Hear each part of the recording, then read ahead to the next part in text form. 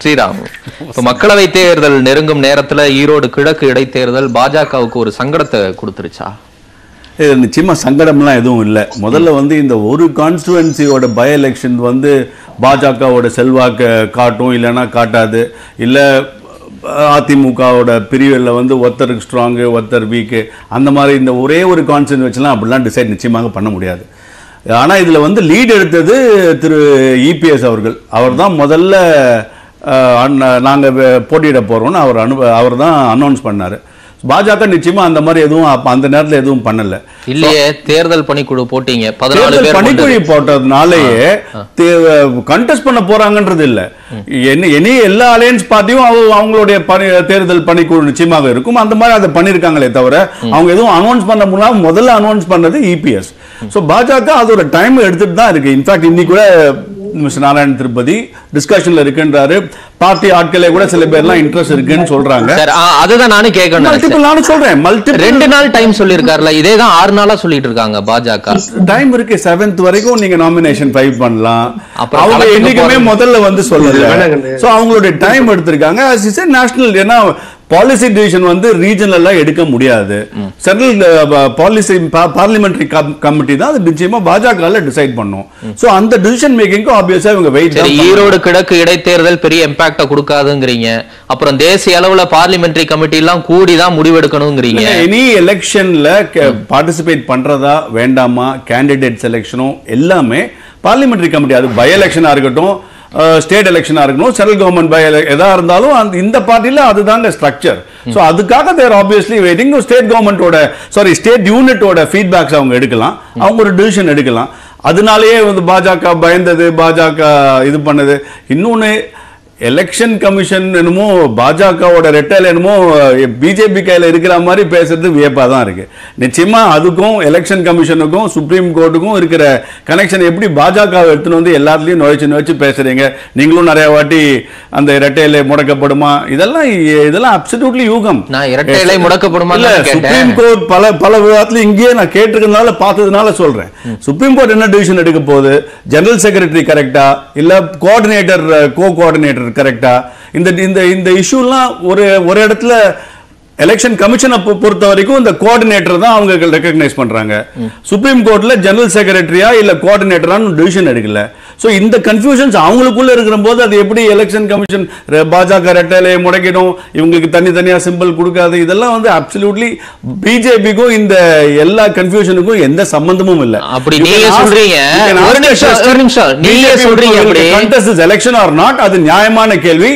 அந்த உரிமை நீங்க சொல்றீங்க அப்படி டைமும் பிஜேபி எந்த காரணங்களின் அடிப்படையில் இந்த கேள்வி எடுதுன்னா, அதிமுக இரண்டா பிளவுபடுறதற்கு யார் மேல இருந்து கருத்து சொன்னாங்க, அதிமுக ஒருங்கிணைந்தது யார் ஒருங்கிணைச்சு வச்சாங்கன்னு அந்த கட்சியினுடைய ஒருங்கிணைப்பாளரா இணை ஒருங்கிணைப்பாளரா இருந்தவங்களே சொல்லி இருக்காங்க. இப்ப அதிமுக உள் விவகாரங்கள்ல கடந்த காலங்கள்ல பாஜக தலையிட்டிருக்குன்னா இப்பயே அந்த சந்தேகத்தை எழுப்ப மாட்டாங்க. அலையன்ஸ் பார்ட்னர் அவங்க ஒரு மீடியேட்டரா கடந்த காலத்துல செயல்பட்டதுனாலேயே நீங்க இப்பவும் திருப்பி எல்லாத்துக்கும் அதிமுக இஸ் a big பார்ட்டிங்க. அவங்க கூட மோடி சொன்னதால நாங்கள் அணிகள் இணைப்பை மேற்கொண்டோம். ஓ பன்னீர்செல்வம் சொல்றாரு. ஒரே நிமிஷம் இருங்க சார், இப்ப வரைக்கும் ஓ பன்னீர்செல்வம் சொல்றாரு மோடி சொன்னதாலதான் அணிகள் இணைப்புக்கு ஒத்துக்கொண்டேன், அவர் சொன்னதாலதான் துணை முதலமைச்சர் அதிகாரம் இல்லாத துணை முதலமைச்சர் பதவியை ஏற்றுக்கொண்டேன்னு சொல்றாரு. எடப்பாடி பழனிசாமி அணியிலிருந்து பல மூத்த நிர்வாகிகள் நம்ம விவாதங்களே கலந்துகிட்டு 4.5 ஆண்டுகள் இன்னைக்கு அதிமுக ஆட்சி நடத்துதுன்னா அதற்கு பாஜகவினுடைய துணை இல்லாம அது சாத்தியப்பட்டிருக்காது அப்படின்னு சொல்றாங்க. அப்ப நீங்க ஒரு அலையன்ஸ் பார்ட்டியா மட்டும் இல்ல, அந்த கட்சியினுடைய எல்லா டிசிஷனையும் நீங்க தான் எடுத்திருக்கீங்கன்னு அவங்க கட்சி தலைவர்களே ஒப்புக்கும் போது இப்ப அந்த சந்தேகம் வருமா வராதா? அப்போ யார் இந்த ஃபர்ஸ்ட் கேண்டிடேட் அனௌன்ஸ் பண்ணது யாரு, நாங்க பண்ணுவோம்னு கண்டெஸ்ட் பண்ணது யாரு? இன்னைக்கு இபிஎஸ் அவர்கள் தானே. சரி, அப்ப நீங்க எப்படி நீங்க பாஜக சொல்றது அவர் கேட்பாருன்னு சொல்றீங்க? அவரா டிசைட் பண்ணாரு. இன்னைக்கு உங்களுக்கு சொல்றாரு கம் வாட் மே நான் கண்டெஸ்ட் பண்ண போறேன்னு சொல்றாரு. அப்புறம் எப்படி நீங்க திருப்பி அது பாஜக அதிமுக அந்த கண்ட்ரோல் ஆஃப் பாஜகன்னு சொல்றீங்கன்னு எனக்கு தெரியவே. சரி, இன்னைக்கு வரைக்கும் ஒரு டிலமா இருக்கலாம், நான் ஒத்துக்கிறேன். ஏன்னா பாஜக என்னைக்குமே ஒரு யுனைடெட் ஏடிஎம்கேவை எதிர்பார்க்கறாங்க, விரும்புறாங்க. சரி, ஒருவேளை இந்த மாதிரி தனித்தனியாக இருக்கக்கூடிய சூழ்நிலை வந்தா யார் மேல ஹேட் போடுறதுன்ற ஒரு சின்ன ஒரு டெலிபரேஷன் இருக்கலாம். இல்ல அதை தவிர்க்கலாம். இது ரெண்டு நடக்கலாமே தவிர அதுக்காகவே அதிமுக ஸ்விட்ச் பாஜக தான் இருக்குன்னு சொல்றது வந்து கம்ப்ளீட் நம்ம யூகம் தான். சரி, அதை கடந்தே நம்ம பேசுவோம். திமுக தோற்கடிக்கப்பட வேண்டும்னு தினமும் பாஜக தலைவர்கள் பேட்டி கொடுக்குறாங்க. நீங்க இப்படி இவ்வளவு அணிகளா பிரிஞ்சு இவ்வளவு உங்களுக்குள்ள நீங்க ஒரு முரண்பட்டு இருந்தீங்கன்னா அப்ப திமுக தோற்கடிக்கப்பட வேண்டும், அதுதான் எங்களுடைய முதன்மை நோக்கம்னு சொல்றது எப்படி இந்த இடத்துல சாத்தியப்படும்? நீங்களே இவ்வளவு தூரம் உங்களுக்குள்ள முரண்களை வச்சுக்கிட்டு நீ போட்டிடுறியா நான் போட்டிடுறேன்னா இல்ல நான் வேட்பாளர் அறிவிக்கிறான்னு இவ்வளவு தாமதப்படுத்துனீங்கன்னா அப்ப உங்க நோக்கம் எப்படி நிறைவேறும்? கலந்த காலத்துல கூட திமுக தோற்கடிக்கப்படணுங்கிறத விட அவங்க உங்களுக்கு சுயநலமா செயல்படுறதா இந்த இடத்துல நடந்துகிட்டு இருக்கா? பிரச்சனையாகுதா? சில நேரங்கள்ல ஷார்ட் டேர்ம் கெயின் பார்க்கலாம், லாங் டேர்ம் கெயின் பார்க்கலாம். அதேனாலே குழப்பமே எந்த அலையன்ஸ்லயும் குழப்பமே இல்லையா? இன்னைக்கு திமுக அலையன்ஸ்ல குழப்பமே இல்லையான்னு எல்லா அலையன்ஸ்லயும் குழப்பங்கள் இருக்கு. இன்னைக்கு அவங்க ஆப்வியஸா அவங்களுக்கு வந்து இன்னைக்கு EVK இளங்கோவனை நிக்க வச்சதே அவங்களுக்கு தெரியும் களம் ரொம்ப ஈஸி கிடையாதுன்னு. ஏன் முதல்ல அந்த இன்னொரு சன் தான் நிக்க வேண்டியதா இருந்தது, சஞ்சய். ஏன் இன்னைக்கு EVK அவர்களே இன்னைக்கு நிக்க வைக்கிறாங்க? அவங்களுக்கும் தெரியும் களம் கஷ்டம், அவ்வளவு ஈஸி கிடையாது. 30 மினிஸ்டர் ஏன் அங்க போய் வேலை பார்க்கணும்? ஏன் நீங்க வந்து ஆட்சி சிறப்பா செஞ்சிருந்தீங்கன்னா நீங்க மாட்டுக்கு உங்க வேலையை பார்க்கலாம், மக்கள் மாட்டுக்கு உங்களுக்கு ஓட்ட போட்டு போயிட்டே இருப்பாங்களே. சோ அவங்களுக்கு நிச்சயமாக தெரியும் இந்த களம் ரொம்ப கஷ்டம்னு. அவங்களுடைய நிப்பாட்டி வின் பண்ணிடலாம். அப்ப பாஜகவே நிப்பாட்டி வின் பண்ணிடலாம், இல்ல அதிமுக வேட்பாளர் அறிவிச்சிடலாம். அது என்னுடைய, நான் உங்களுக்கு திருப்பி சொல்றேன், என்னோட பர்சனல் டிசிஷன் விருப்பம் வந்து கண்டெஸ்ட் பண்ணணும்ன்றது தான். இது பாஜகவோட இது ஒற்றுமையாக இருந்தால் நிச்சயமாக இன்னைக்கு இந்த எலெக்ஷனை வந்து வேற சீன் ஆல் டுகெதர். இது எப்படி போகுன்றது சரி பாஜகவோட டிவிஷன் வச்சு தான் நம்ம பேச முடியும். சரி திரு ஷியாம், அப்படிதான் வச்சு பேச முடியுமா? ஸ்ரீராம் சொல்வது சரிதான்.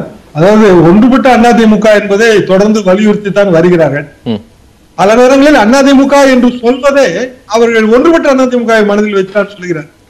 இன்னும் சொல்ல போனால் OPS அவர்களே திரு மோடி அவர்கள் சொல்வதை கேட்டு எடப்பாடி அவர்கள் இந்த தேர்தலில் நடந்து கொள்ள வேண்டும் என்றே சில தினங்களுக்கு சொன்னார். எனவே அது மாற்று கருத்து இல்லை. உண்மையில் சிக்கல் என்னவென்றால் 2019 மக்களவைத் தேர்தலில் ஈரோடு கிழக்கு தொகுதியை மட்டும் நாம் தனியாக எடுத்து பார்த்தால் அப்போது இரட்டையில இருந்தது எடப்பாடி பழனிசாமி அவர்கள் முதலமைச்சர், OPS அவர்கள் துணை முதலமைச்சர். அப்போது வந்து திமுக சார்பாக திமுக அணியில் இருக்கின்ற மதிமுக கிட்டத்தட்ட 80,000 ஓட்டு வாங்கி 79,000 சொச்சம்.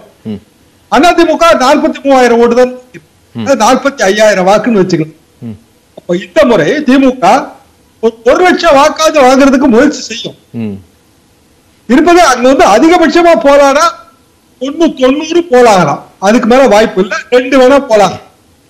ரெண்டுல வந்து ஏற்கனவே பிற கட்சிகள் இருக்கு, அவங்க வந்து கணிசமா பிரிப்பாங்க. சுயேட்சைகள் ஆளுக்கு 1000 ஓட்டு கூட அவங்க 10,000 ஓட்டு பிரிப்பாங்க. அதிமுகவில் 2 அணிகள் பெறக்கூடிய வாக்கே வந்து ஒரு 50,000 வாக்கு தான் இருக்கு. அதை வந்து அவங்க இம்ப்ரூவ் பண்ணணும்னா வேட்பாளர் வந்து முதல்லயே போடணும். சின்னத்தை பத்தி கவலைப்பட வேண்டிய அவசியம் இல்ல. நகர்ப்புற தொகுதி எந்த சின்னம் கொடுத்தாலுமே அந்த 14-15 நாளைக்குள்ள கொண்டு போய் சேர்த்தணும். 2.0 அதுக்கு உதாரணம்.